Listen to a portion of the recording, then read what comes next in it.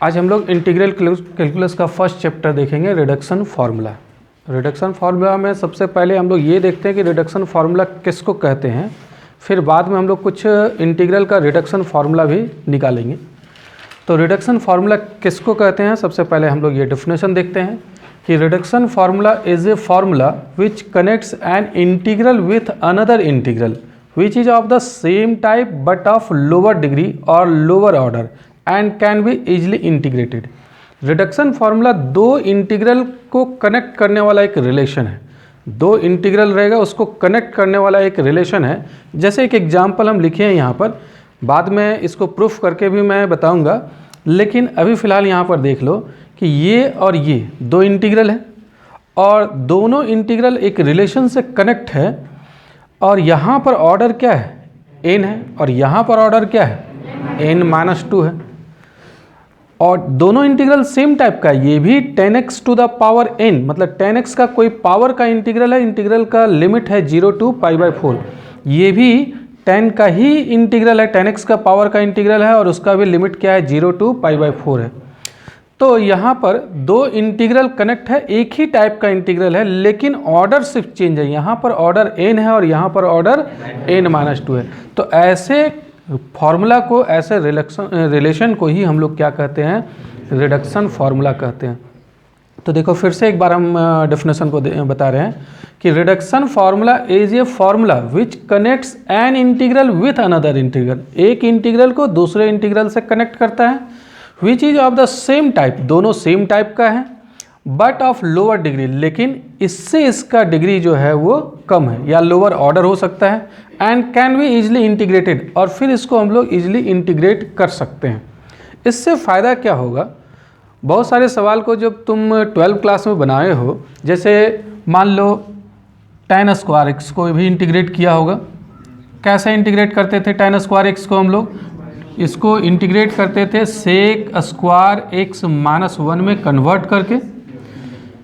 अगर इसका पावर 4 रहे तब भी हम लोग इंटीग्रेट कर सकते हैं, 10x टू द पावर 4 को भी इंटीग्रेट कर सकते हैं, 10x का पावर 6 को भी कर सकते हैं, लेकिन दिक्कत होगा। उसी प्रोसेस से अगर करें तो थोड़ा लंबा हो जाएगा। लेकिन यहाँ पर 10x का पावर 8 को भी इंटीग्रेट कर सकते हैं। अगर कोई भी पावर हो, कोई भी नेचुरल नंबर हो, जैसे यहाँ पर n जो है वो नेचुरल नंबर होगा, तो अगर कोई भी पावर हो तो हम लोग 10x का पावर 10 को अगर इंटीग्रेट करना है तो काफ़ी लंबा हो जाएगा। तो एक फार्मूला बनाएंगे और उस फार्मूला से हम लोग इंटीग्रेट कर सकते हैं। अगर इसी फार्मूला का यूज करें, ये फार्मूला कैसे आया है बाद में हम बताएंगे इसको प्रूफ करके, लेकिन फ़िलहाल अभी समझाने के लिए एक फार्मूला लिखे हैं। तो इस फार्मूला का यूज करके अगर हम लोग 10x का पावर 6 का भी अगर इंटीग्रेशन करना चाहें तो आसानी से कर सकते हैं। देखो कैसे, 0 to π/4 10x to the power अगर 6 है और इसको इंटीग्रेट करना चाहें तो इस फार्मूला से n की जगह 6 पुट कर रहे हैं तो इसका वैल्यू क्या हो जाएगा, 1/6 - 1, 1/6 - 1 मतलब 5 हो गया। और यहाँ पर क्या हो जाएगा, 0 to π/4, और जितना पावर है यहाँ पर उससे 2 कम है, तो यहाँ पर पावर 6 है, तो यहाँ पर क्या हो जाएगा, 10x टू द पावर 4। फिर हम लोग रिडक्शन फार्मूला अप्लाई करेंगे इसमें। फिर यहाँ पर हम लोग रिडक्शन फार्मूला अप्लाई करेंगे। 10x to the power n का जो फार्मूला अभी हम लोग देखे हैं, तो क्या फार्मूला था, इसका फार्मूला था 1/n-1। देख रहे हो यहाँ 1/n-1, तो n की जगह क्या है 4, तो 4 - 1 मतलब 3, और फिर एक इंटीग्रल आएगा -0 to π/4, और इससे 2 पावर कम हो जाता है, मतलब tan² हो जाएगा। फिर आगे बढ़ेंगे 1/5 - 1/3, और ये माइनस प्लस हो जाएगा। फिर यहाँ पर हम लोग रिडक्शन फार्मूला अप्लाई कर सकते हैं, सेम फार्मूला। क्या करना पड़ेगा, 1/2 - 1 माइनस, और इससे 2 पावर कम हो जाएगा, तो 10x का पावर 0, किसी का भी पावर 0 करने पर 1 होता है, 10x का पावर 0 करेंगे तो 1 आ जाएगा। तो यहाँ क्या आ रहा है, 1/5 - 1/3, और ये 1/1 हो जाएगा, और यहाँ पर -1 का इंटीग्रल x होता है, और जब लिमिट बैठाएंगे x होगा इंटीग्रल, और लिमिट बैठाएंगे 0 to π/4, तो upper limit minus lower limit, तो सिर्फ π/4 आएगा। तो इस तरीके से 10x टू द पावर 6 को बड़ा आसानी से हम लोग इंटीग्रेट कर लिए। अगर हम लोग फार्मूला यूज कर ले रिडक्शन फार्मूला, तो 10x टू द पावर 6 को बहुत ही आसानी से हम लोग इंटीग्रेट कर लिए। तो इससे फ़ायदा यही होगा कि जो इंटीग्रल हम लोग 12 क्लास में यूज करते थे, निकालते थे, कुछ स्पेशल टाइप के इंटीग्रल, सारे इंटीग्रल को तो नहीं, लेकिन कुछ स्पेशल टाइप के इंटीग्रल का फॉर्मूला बनाएंगे, रिडक्शन फॉर्मूला, और उसका यूज करके बड़ा आसानी से हम लोग इंटीग्रेट कर लेंगे। तो यहाँ पर हम लोग को इस चैप्टर में रिडक्शन फार्मूला में यही पढ़ना है कि दो इंटीग्रल को कनेक्ट करना है, दोनों सेम टाइप का होगा, लेकिन जो दूसरा होगा वो पहले के ऑर्डर से कम ऑर्डर का होगा, और उसको फिर आसानी से हम लोग फिर से सक्सेसिवली काम करते हुए उसको इंटीग्रेट कर सकते हैं। बार बार हम लोग उसी का फार्मूला यूज किए, रिडक्शन फार्मूला, और हम लोग आसानी से फिर लास्ट वाला को इंटीग्रेट कर लिए। तो यही काम यहाँ पर इस चैप्टर में हम लोग करेंगे। अब हम लोग आगे एक रिडक्शन फार्मूला बना रहे हैं sin x to the power n का। Find the reduction formula for integral of sin x to the power n with respect to x, जहाँ पर n क्या होगा, एक पॉजिटिव इंटीजर होगा, फ्रैक्शनल नंबर नहीं होगा। जब भी हम लोग रिडक्शन फार्मूला यूज करेंगे तो जो डिग्री होगा, जो पावर होगा, वो क्या होगा, एक पॉजिटिव इंटीजर होगा, नेचुरल नंबर होगा। कोई यहाँ पर फ्रैक्शनल नंबर नहीं यूज करेंगे, ना तो कोई नेगेटिव नंबर यूज करेंगे, पॉजिटिव इंटीजर ही यूज करेंगे, और उसी का रिडक्शन फार्मूला हम लोग बनाएंगे। मतलब n के जगह 1 2 3 4 5 कोई भी नेचुरल नंबर हो सकता है। तो हम लोग सबसे पहले sin x to the power n का बनाते हैं, फिर बाद में cos x to the power n का सिमिलरली बन जाएगा। देखो हम लोग सबसे पहले क्या करते हैं, यहाँ पर इंटीग्रल जो इसका रिडक्शन फार्मूला बनाना है sin x to the power n का, उसको हम लोग दो फंक्शन के प्रोडक्ट में लिखेंगे और बाई पार्ट्स का यूज करेंगे। बाई पार्ट्स हम लोग इंटीग्रल कैलकुलस में पढ़ चुके हैं, तो बाई पार्ट्स का यूज करेंगे। तो यहाँ पर हम लोग इसको दो प्रोडक्ट में कैसे बनाएंगे, इससे एक sin x को निकाल लेंगे बाहर, sin x to the power n minus 1 होगा, और यहाँ पर हम लोग sin x कर देते हैं। एक sin x यहाँ से निकाल रहे हैं, तो sin x एक निकाल लेंगे तो इसका पावर तो n माइनस 1 बच जाएगा, और एक sin x जो निकाले हैं वो यहाँ पर लिख गए। जैसे x to the power n को तुम ऐसे तो लिख सकते हो x to the power n minus 1 into x, दोनों को जब मल्टीप्लाई करेंगे तो पावर ऐड करेंगे तो वही आ जाएगा ना। एक x को हम लोग निकाल लिए तो x का पावर n माइनस 1 बच गया। तो वही काम हम लोग यहाँ पर कर रहे हैं। अब इसको हम लोग बाई पार्ट से इंटीग्रेट करेंगे। जब भी रिडक्शन फार्मूला हम लोग बनाते हैं किसी का भी इंटीग्रल का, तो हम लोग कोशिश करते हैं बाई पार्ट से उसको इंटीग्रेट करने का। तो यहाँ पर बाई पार्ट से करेंगे तो किसको फर्स्ट मानेंगे और किसको सेकेंड मानेंगे, इसको फर्स्ट मान करके और इसको सेकेंड मान करके तुम इंटीग्रेट कर लो बाई पार्ट से। तो क्या रूल होता है, पहले तो फर्स्ट फंक्शन होता है sin x to the power n minus 1, integral of second sin x का इंटीग्रल माइनस cos x, और फिर माइनस इंटीग्रल ऑफ फर्स्ट का डिफरेंशिएशन, इसको डिफरेंशिएट करेंगे तो इसका पावर मल्टीप्लाई होगा, इसके पावर में 1 सब्ट्रैक्ट होगा, और फिर sin x का डिफरेंशिएशन करेंगे तो cos x। ये फर्स्ट को डिफरेंशिएट किए हैं, sin x to the power n minus 1 को पावर मल्टीप्लाई हो गया, इसके पावर में 1 सब्ट्रैक्ट हो गया, और फिर sin x का cos x, और integral of second sin x का इंटीग्रल क्या हो जाएगा यहाँ पर, माइनस cos x, ये इंटीग्रल हो जाएगा।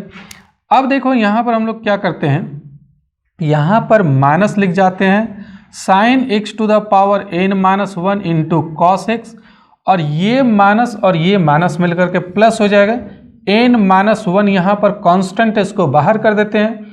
इंटीग्रल होगा sin x to the power n माइनस 2 और cos x into cos x, cos square x हो जाएगा। अब ये cos स्क्वायर x को हम लोग साइन में कन्वर्ट कर लेंगे। यहाँ पर minus sin x to the power n minus 1 into cos x रहने देते हैं, n माइनस 1 भी रहने दो, और यहाँ पर ये sin x to the power n माइनस 2, इसको भी ज्यों कहते हो, ये cos स्क्वायर x को लिख जाते हैं 1 माइनस sin स्क्वायर x। अब आगे हम लोग क्या करेंगे, ये माइनस, ये सब टर्म को अब हम लोग कुछ नहीं चेंज कर रहे हैं, ये ज्यों का त्यों रख रहे हैं यहाँ पर भी, और ये अंदर मल्टीप्लाई कर दो। ये जब यहाँ पर मल्टीप्लाई करेंगे तो sin x to the power n माइनस 2, और जब ये यहाँ पर मल्टीप्लाई करेंगे तो पावर n माइनस 2 और पावर 2 दोनों का सेम बेस है, पावर ऐड हो जाएगा, तो sin x का पावर n हो जाएगा। अब हम लोग दोनों को अलग अलग इंटीग्रेट कर देंगे, तो minus sin x to the power n minus 1 into cos x, और इसको भी इंटीग्रेट करेंगे n minus 1 integral of sin x to the power n माइनस 2 x के रिस्पेक्ट में, और ये यहाँ भी मल्टीप्लाई होगा, इसमें भी n-1 और integral of sine x to the power n-2 with respect to x। यहाँ पर n है, पावर क्या है, यहाँ पर n है। अब देखो ये किसका वैल्यू निकला है, ये जो निकला है यहाँ पर तुम देख रहे हो इसी इंटीग्रल का वैल्यू निकला है। यहाँ पर sine x to the power n, इस इंटीग्रल का वैल्यू निकला है। यहाँ पर देखो ये इंटीग्रल है और यही इंटीग्रल यहाँ पर भी है, दो जगह है, राइट साइड में भी एक इंटीग्रल है। इसको हम लोग इधर ट्रांसपोज कर देते हैं, ये नेगेटिव में इधर आकर के पॉजिटिव हो जाएगा, उसके बाद यहाँ पर दो टर्म बच जाएगा। तो इधर जो है sine x to the power n का इंटीग्रल और यहाँ पर भी इंटीग्रल है, दोनों जब इधर आ जाएगा तो दोनों से हम लोग कॉमन ले सकते हैं। तो देखो हम एक बार यहाँ पर लिख देते हैं, उसके बाद अगले स्टेप में हम कॉमन लेंगे।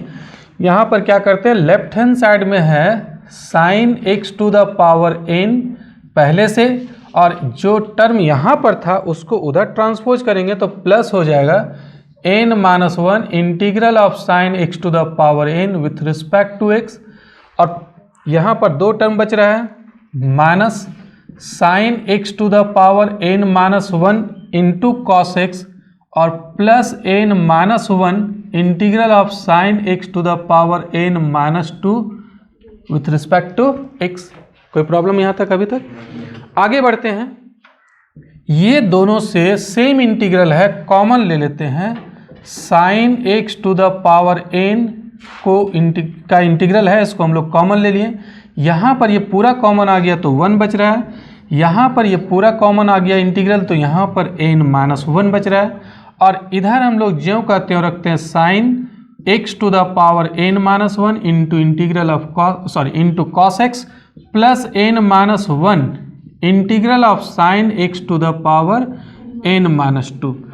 ये -1 + 1 कैंसिल हो जाएगा, सिर्फ n बच रहा है, n को भी उधर हम लोग डिवाइड कर देते हैं तो integral of sine x to the power n with respect to x equal to यहाँ पर क्या होगा, minus sine x to the power n-1 into cos x divided by n, और यहाँ पर हो जाएगा n-1 divided by n integral of sine x to the power n-2 with respect to x। ये जो फॉर्मूला बना यही रिडक्शन फार्मूला हो गया। कैसे रिडक्शन फार्मूला हो गया, या देखो यहाँ पर sine x to the power n का इंटीग्रल है, एक दूसरे इंटीग्रल से कनेक्ट हो गया, ये इंटीग्रल नहीं है, यहाँ इंटीग्रल ये है ना, ये तो ऑलरेडी एक फंक्शन है, यहाँ तो इंटीग्रेशन करने की जरूरत नहीं है। ये इंटीग्रल एक दूसरे इंटीग्रल से कनेक्ट हो गया, दोनों सेम टाइप का है, यहाँ पर भी साइन x का कुछ पावर है, यहाँ पर भी साइन x का कुछ पावर है, लेकिन यहाँ पर जितना ऑर्डर था उससे इसका ऑर्डर क्या है, कम है। तो इसीलिए ये जो रिलेशन बन गया, ये जो फॉर्मूला बन गया, ये रिडक्शन फॉर्मूला हो गया। किसका रिडक्शन फॉर्मूला हो गया, sine x to the power n का।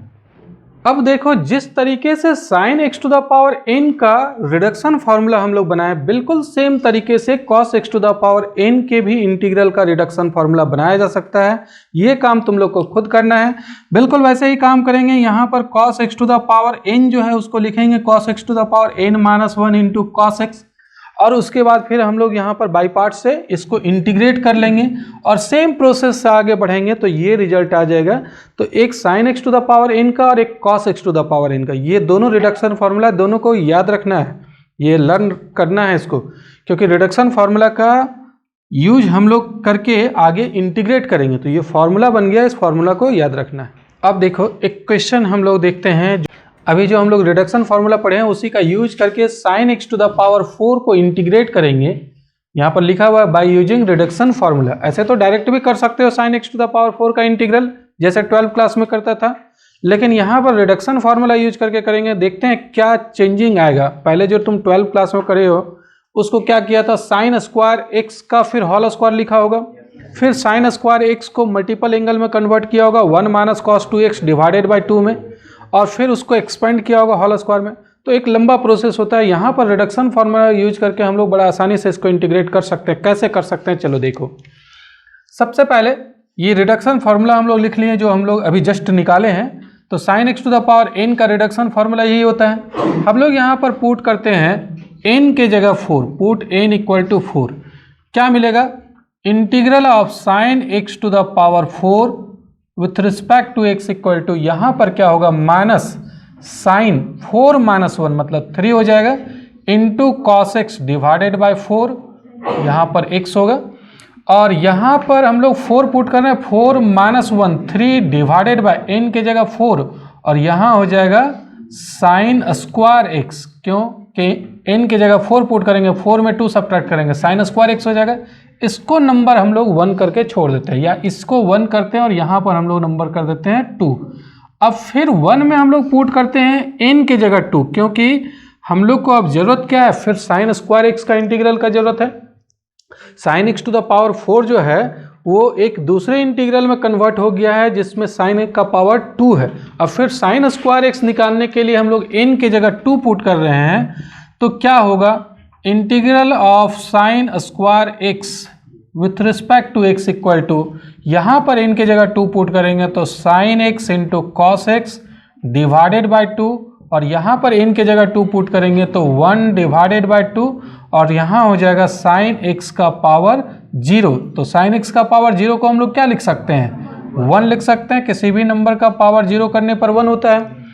अब ये आ रहा है minus sign x into cos x divided by 2, और यहाँ पर 1 को हम लोग इंटीग्रेट करते हैं तो 1 का इंटीग्रल क्या होगा x, तो यहाँ पर हम लोग कर देते हैं x डिवाइडेड बाई 2। अब साइन स्क्वायर एक्स का इंटीग्रल को यहाँ पर पुट कर देते हैं, तो पुटिंग दिस वैल्यू इन 2, यहाँ पर हम लोग पुट कर रहे हैं पुटिंग दिस वैल्यू इन 2, तो 2 में पुट करेंगे तो क्या होगा, जरा देखोगे यहाँ पर हो जाएगा sine x to the power 4 का जो इंटीग्रल है ये minus sine cube x into cos x divided by 4 plus 3/4, और इसका इंटीग्रल का वैल्यू हम लोग निकाल के रखे हुए हैं, minus sign x into cos x divided by 4 divided by 2 plus x by 2। अब ये 3/4 को अंदर मल्टीप्लाई कर देंगे तो minus sine cube x into cos x divided by 4, और यहाँ हो जाएगा minus 3 sign x into cos x divided by 8, और ये हो जाएगा यहाँ पर मल्टीप्लाई करने पर 3x डिवाइडेड बाई 8, तो ये आंसर हो जाएगा। तो इस तरीके से हम लोग sine x to the power 4 को निकाल सकते हैं। हालांकि यहाँ पर 2 स्टेप में हम लोग काम किए हैं, एक बार sine x to the power 4 का निकाले हैं, फिर बाद में साइन स्क्वायर एक्स को निकाले हैं, तो ये डायरेक्ट हम लोग यहाँ पर ही लिख सकते हैं, 2 स्टेप में करने की जरूरत नहीं था। साइन स्क्वायर एक्स का इंटीग्रल को अब इसी फॉर्मूला से डायरेक्ट हम लोग यहाँ पर लिख लेते, तो ये लिखने की जरूरत नहीं था। यहाँ के बाद हम लोग क्या पहुँचते, डायरेक्ट यहाँ पर पहुँच सकते थे, ठीक है, तो और शॉर्ट हो जाता। लेकिन स्टेप बाय स्टेप लिखना चाहते हो तो इस तरीके से लिख सकते हो। तो यहाँ पर हम लोग अभी निकाले sine x to the power 4 का, sine x to the power 6 का भी निकाल सकते हैं इस तरीके से, sine x to the power 5 का भी निकाल सकते हैं। जरूरी नहीं है कि सिर्फ ऑड का निकालें हम लोग, सॉरी इवन का निकालें पावर का, ऑड पावर का भी हम लोग यहाँ पर निकाल सकते हैं। Sine x to the power 5 का भी निकाल सकते हैं। तो sine x to the power 5 का जब निकालेंगे तो ये साइन क्यू एक्स में आ जाएगा, और फिर साइन क्यू एक्स का जब निकालेंगे तो वो साइन एक्स का इंटीग्रल में हो जाएगा, और साइन एक्स का तो इंटीग्रल हम लोग आसानी से जानते ही हैं। तो कोई भी यहाँ पर नेचुरल नंबर का जो पावर होगा वो किसी भी पावर के लिए इसका यूज कर सकते हो। एक चीज़ का और देखोगे यहाँ पर ध्यान देना, जब ये इंडेफिनिट इंटीग्रल है तो जब इंटीग्रेट करते हैं तो एक आर्बिट्ररी कांस्टेंट हम लोग c ऐड करते हैं, तो यहाँ पर भी c ऐड होगा, उसके बाद ये आंसर होगा। तो जब भी इंडेफिनिट इंटीग्रेशन होगा तो लास्ट में हम लोग आर्बिट्ररी कांस्टेंट को जरूर ऐड कर लेंगे।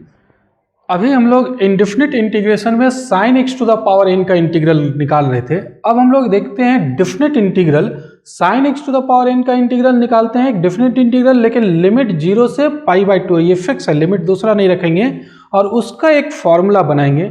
इस फॉर्मूला को कहते हैं वालेस फॉर्मूला। ये साइन में भी होता है और कॉस में भी होता है, cos x to the power n का भी होता है, उसको भी वालेस फॉर्मूला कहेंगे। तो कैसे इसको हम लोग निकालते हैं इसके बारे में देखते हैं। यहाँ इवेल्युएट करना है इस इंटीग्रल को जहाँ n एक पॉजिटिव इंटीजर होगा ग्रेटर देन 1। यहाँ n जो है वो जो भी नंबर होगा पॉजिटिव इंटीजर रखेंगे, और अगर 1 रखेंगे तब तो इसका डायरेक्ट फॉर्मूला होता है sine x to the power 1 मतलब साइन एक्स हो जाएगा। साइन एक्स का तो इंटीग्रल डायरेक्ट कर सकते हैं, तो हम लोग यहाँ पर ग्रेटर देन 1 रख करके काम करते हैं। अब ये कैसे फॉर्मूला निकालते हैं, चलो इसके बारे में देखते हैं। सबसे पहले हम लोग ये जो sine x to the power n का इंडेफिनिट इंटीग्रल का रिडक्शन फार्मूला देखे थे वो हम लोग लिख जाते हैं, यही फार्मूला अभी हम लोग कर चुके हैं। तो अब क्या करते हैं, इसमें लिमिट लगा देते हैं। यहाँ पर लिमिट लगाते हैं 0 से π/2 sin x to the power n, इधर लिमिट लगा रहे हैं और इधर भी लिमिट लगा देते हैं। यहाँ पर भी लिमिट लगाएंगे तो sin x to the power n-1 into cos x divided by n, यहाँ लिमिट हो जाएगा 0 to π/2 और उसके बाद plus n-1 divided by n, यहाँ पर भी लिमिट लगा रहे हैं। तो जो हम लोग अभी फॉर्मूला देख चुके थे ऑलरेडी, उसी फॉर्मूला में सिर्फ लिमिट लगा दिए। यहाँ पर भी लिमिट लगाए हैं, इसमें भी लिमिट लगा दिए, ये 0 से π/2, यहाँ पर भी लिमिट लगा दिए हैं। अब ये रहने देते हैं यहाँ पर 0 to π/2 और sin x to the power n dx। इसका लिमिट लगाने के बाद क्या वैल्यू आएगा, अगर π/2 बैठाते हैं तो sin π/2 का 1 होता है, cos π/2 का 0 होता है। तो ये 1 और ये 0 दोनों को प्रोडक्ट करेंगे तो लास्टली तो 0 आएगा, और 0 पुट करने पर sin 0 का वैल्यू 0, cos 0 का वैल्यू 1, ये 0 होता है, इसके कारण पूरा प्रोडक्ट ही 0 हो जाएगा। और यहाँ पर n-1 डिवाइडेड बाय n रहने देते हैं 0 to π/2 sin x to the power n-2 dx। अब क्या करते हैं, ये जो इंटीग्रल है इसको हम लोग in से डिनोट करते हैं, in से। ध्यान देना, यहाँ पर sin x का पावर n है, जो पावर होगा वही यहाँ पर लिखेंगे। यहाँ पर लिख दे रहे हैं वेयर in इक्वल टू, हम लोग किसको सपोज किए हैं, 0 से π/2 sin x to the power n, इस इंटीग्रल को हम लोग सपोज किए हैं in। यहाँ पर पावर n है तो यहाँ in, अगर पावर यहाँ 6 रहता तो i6 से डिनोट करते हैं, पावर n-1 रहता तो in-1 से डिनोट करते हैं। तो ये लेफ्ट हैंड साइड में in हो जाएगा, ये तो 0 हो गया। यहाँ पर क्या बच रहा है, n-1 डिवाइडेड बाय n, और ये पावर n-2 है तो पावर n रहे तो in से डिनोट कर रहे हैं, पावर n-2 है, सेम इंटीग्रल है, तो इसको कैसे डिनोट करेंगे, in-2 से डिनोट करेंगे। तो in इक्वल टू निकल गया n-1 divided by n into in-2, मतलब n जो यहाँ पर था वो नीचे आ गया, उससे एक कम यहाँ n-1 हुआ और उससे फिर एक कम n-2 हुआ। इसी चीज़ को हम यहाँ पर दोबारा लिख रहे हैं और यहाँ पर हम समझा रहे हैं इसको। देखो ये in इक्वल टू आया n-1 divided by n into in-2 आया।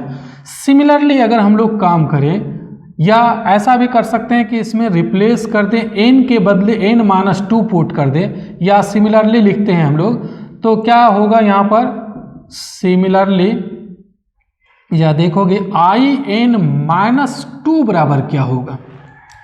दो चीज़ हो सकता है, in-2 जैसे अभी हम लोग निकाले in उस तरीके से कर सकते हैं, या फिर क्या करेंगे, n के बदले n-2 बैठाएंगे, तो यहाँ पर भी n के बदले n-2 हो जाएगा, और यहाँ n के बदले n-2 और फिर -1 n-3 हो जाएगा, और यहाँ n-2 और फिर -2 in-4 हो जाएगा।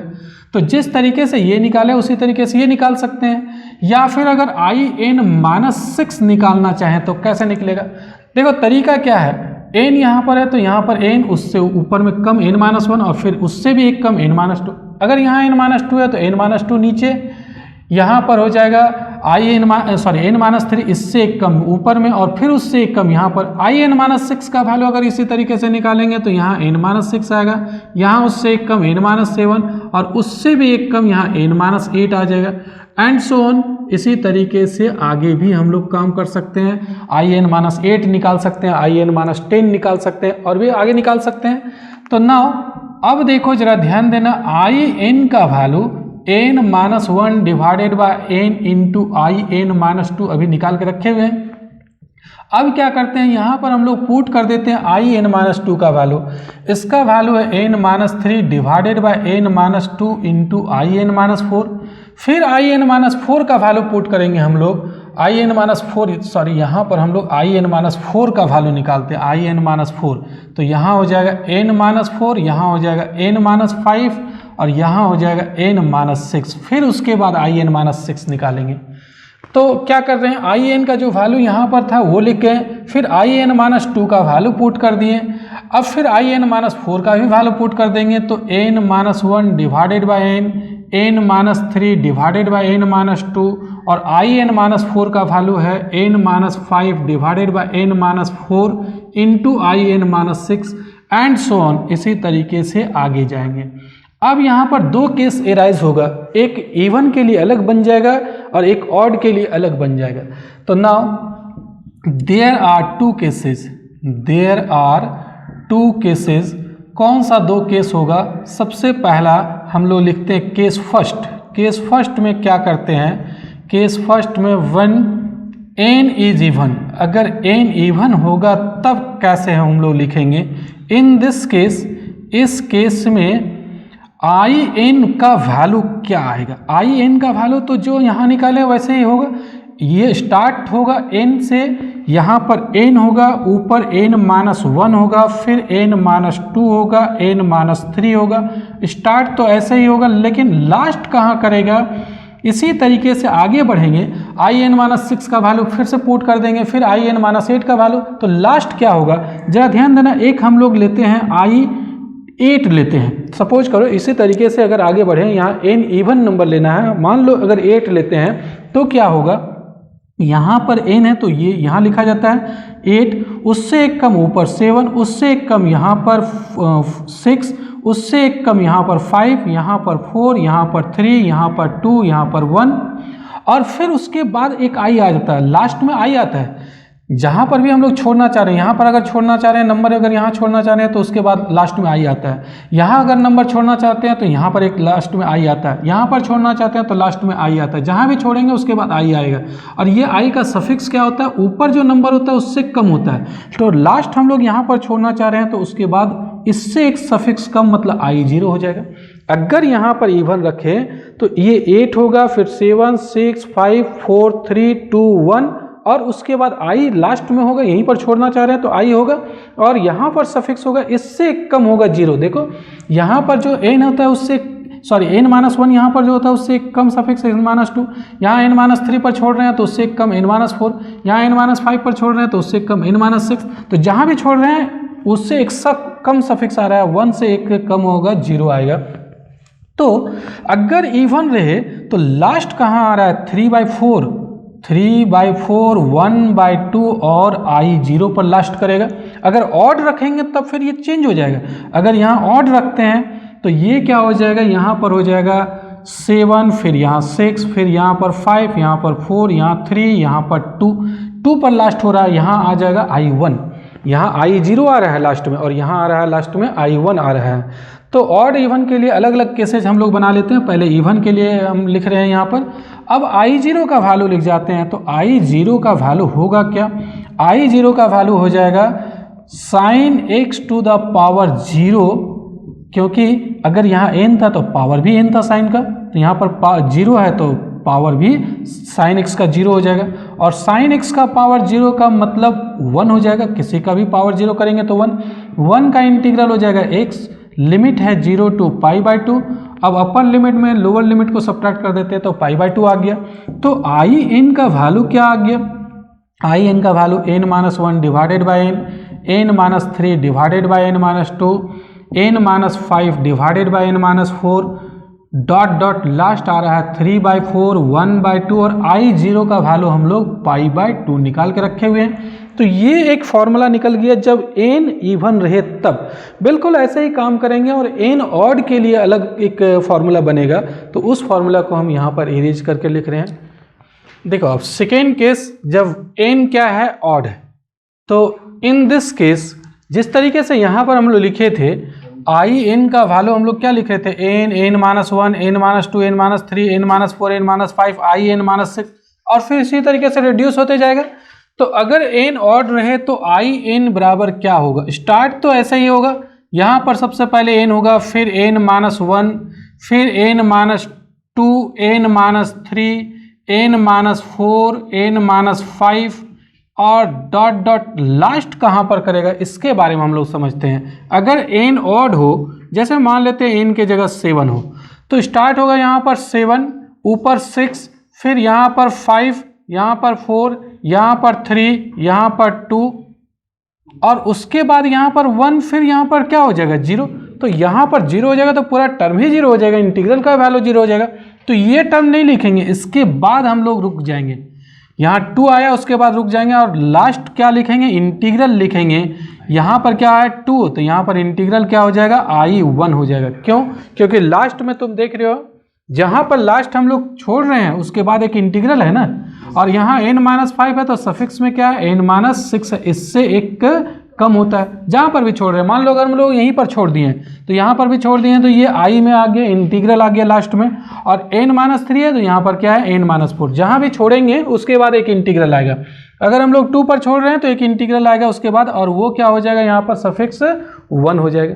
क्या दिक्कत है किसी को? तो ये लास्ट क्या होगा 2/3 और फिर आगे 2/3 और उसके बाद यहाँ पर होगा I1। इवन में क्या हुआ था, इवन में यहाँ पर आ रहा था I0, लास्ट हो रहा था 1/2 पर और उसके बाद यहाँ पर आ रहा था I0।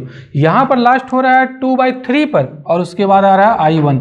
अब I1 का वैल्यू हम लोग लिख लेते हैं। I1 क्या होगा ना, I1 इक्वल टू, I1 का मतलब हो गया साइन x का पावर 1 और उसका इंटीग्रल 0 से π/2 तक, क्योंकि in का मतलब था sine x to the power n, तो n के जगह 1 है तो यहाँ पर भी पावर क्या हो जाएगा 1 हो जाएगा। अब साइन x का इंटीग्रल क्या होगा, साइन x का integral minus cos x 0 to π/2। Upper limit बैठाते हैं, कॉस π/2 का वैल्यू होता है 0 और साइन π/2 कॉस 0 का वैल्यू 1 होता है और खुद माइनस 1 है तो ये +1 आ जाएगा, यानी कि इसका वैल्यू आ रहा है 1। तो लास्टली ये जो है in का वैल्यू कितना आ गया, in का value n-1 divided bye n-3 divided by n-2 n-5 divided by n-4 और लास्ट होगा 2/3 और I1 का वैल्यू कितना है 1। अब दोनों केसेस को अगर एक साथ लिखें तो हम लोग क्या लिख सकते हैं, thus we have, एक फॉर्मूला बन गया sine x to the power n का इंटीग्रल का, जहाँ पर लिमिट है 0 to π/2। इसका 2 केस आया, एक इवन के लिए अलग और ऑड के लिए अलग। स्टार्ट तो हुआ n से n-1, फिर n-2, n-3, n-4, n-5, लेकिन इवन वाला केस में लास्ट हुआ है डॉट 1/2 पर लास्ट हुआ है और यहाँ पर π/2 भी आया है। कब आया है, if n is even. Check करो π/2, देखो यहाँ पर लास्ट में आया है ना in का वैल्यू 1/2 इंटू π/2। 1/2 के पहले क्या है 3/4 है तो इसको भी लिख सकते हैं यहाँ पर 3/4 लास्ट 1/2 और फिर π/2। ऑड वाला में क्या आया है, ऐसे ही आया है n-1 divided bye n-3 divided by n-2 n-5 divided by n-4 और लेकिन ये लास्ट हो रहा है 2/3 पर और यहाँ पर आ रहा है 1। ये कब आ रहा है, इफ n इज ऑड। तो ये चीज़ याद रखना। इसी तरीके से हम लोग इसको इंटीग्रेट कर सकते हैं, बड़ा आसानी से कर सकते हैं। अगर इवन वाला रहेगा तो देखो स्टार्ट तो सेम तरीके से हो रहा है, सिर्फ एंड वाला याद रखना है। अगर इवन रहेगा तो 1/2 पर लास्ट होगा और 1/2 पर लास्ट होगा तो π/2 आ जाएगा, और अगर ऑड रहेगा तो 1 पर लास्ट होगा और वहाँ पर π/2 नहीं रहेगा। इससे रिलेटेड एक सिंपल सा क्वेश्चन देखते हैं, इसका यूज करके हम लोग कैसे बनाते हैं। यहाँ पर इसको इरेज करके हम लिख रहे हैं, एक क्वेश्चन लिख रहे हैं यहाँ पर, evaluate sine x to the power 6। Sine x to the power 6 को इंटीग्रेट करना है 0 से π/2 तक। एक क्वेश्चन ये हो गया, और एक ऑड वाला भी ले लेते हैं, 0 से π/2 तक इंटीग्रेट करना है sine x to the power 7 को। अब इसको अब कितने आसानी से हम लोग इसको बना सकते हैं, ये वॉलेज फार्मूला से। देखो 0 से π/2 तक है, sine x to the power 6 है, इसका इंटीग्रल अब हम लोग डायरेक्ट लिख सकते हैं फार्मूला से, वॉलेज फार्मूला से। सबसे पहले नीचे 6 होगा, ऊपर हो जाएगा 5, यहाँ पर 4, यहाँ पर 3, यहाँ पर 2, यहाँ पर 1, लास्ट 1/2 आ रहा है तो π/2, बस इसका इंटीग्रल हो गया। अब ये कितना होगा कैलकुलेशन कर सकते हो, 3 से ये कैंसिल हो जाएगा और ऊपर आ रहा है 5π और नीचे आ रहा है 2 4 जा 8 2 जा 16 32 5π/32। वालिस फार्मूला से इसका इंटीग्रल बस हम लोग बहुत ही शॉर्ट में कर सकते हैं। एक दूसरा जो सवाल यहाँ पर हम लिखे हैं उसको देखो, अगर sine x to the power 7 का इंटीग्रल करना है 0 से π/2 तक, तो स्टार्टिंग वैसे ही करेंगे। सबसे पहले हम लोग यहाँ पर लिखेंगे 7, उसके बाद 6, फिर यहाँ पर 5, 4, 3, 2। अगर 2/3 पर लास्ट किया, ऑड है पावर, 2/3 पर ही लास्ट करेगा, तो 2/3 और यहाँ पर हो जाएगा 1। अब इसका कैलकुलेशन कर सकते हो, तो 24 और 48 हो जाएगा ऊपर में, और ये कैंसिल भी हो जाएगा। 3 2 जा 6, तो ऊपर हो जाएगा 4 2 जा 8 2 जा 16, और नीचे आ जाएगा 35। तो इसका वैल्यू ये हो गया। इस तरीके से बहुत आसानी से कर सकते हैं। अब जिस तरीके से sin x to the power n का हम लोग इंटीग्रल देखे हैं, बिल्कुल वैसा ही cos x to the power n का भी इंटीग्रल का फॉर्मूला बना सकते हैं। वो भी वालेज फार्मूला ही कहलाता है। देखोगे उसको हम लिख देते हैं यहाँ पर नंबर 6 करके। देखो, मान लो अगर cos x to the power n का इंटीग्रल निकालना है 0 से π/2 तक, तो एक प्रॉपर्टीज होता है। कौन सा प्रॉपर्टीज? By using property. एक प्रॉपर्टी क्या है डेफिनेट इंटीग्रल में? अगर 0 से a तक किसी भी फंक्शन को इंटीग्रेट करना है तो तुम इसको 0 से a तक ही करोगे, लेकिन यहाँ x के बदले हम लोग लिखते हैं a - x। Definite integral 12 class में एक प्रॉपर्टीज पढ़ा होगा। अगर 0 से a तक इंटीग्रेट करना है फंक्शन f ऑफ x को, तो यहाँ x को रिप्लेस कर देते हैं और a - x लिखते हैं। तो उसी फॉर्मूला से इसको हम लोग लिख सकते हैं 0 से π/2 तक इंटीग्रेट करेंगे। यहाँ पर x को हटा करके π/2 - x लिखेंगे, π/2 - x। और अब यहाँ पर क्या हो जाएगा? 0 to π/2 और cos 90 - थीटा इक्वल टू हो जाएगा sin थीटा।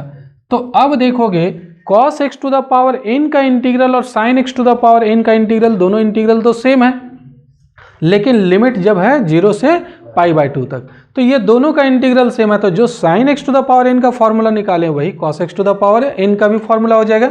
तो हम लोग कह सकते हैं कि ये जो 0 से π/2 cos x to the power n का जो फॉर्मूला आएगा वो क्या आएगा? वही आएगा जो अभी हम लोग पहले पढ़ चुके हैं, n-1 divided by n, n-3 divided by n-2 dot dot last आता है 1/2 इंटू π/2। ये कब आता है? If n is even. और एक ऑड का केस बनता है, उसमें n-1 divided by n, n-3 divided by n-2 dot dot यहाँ आता है 2/3 इंटू 1। ये कब आता है? If n is odd. तो ये भी वालेज फार्मूला कहलाता है। ध्यान देना, sin x to the power n का इंटीग्रेशन करें या फिर cos x to the power n का इंटीग्रेशन करें, दोनों के लिए सेम फार्मूला यूज कर सकते हैं।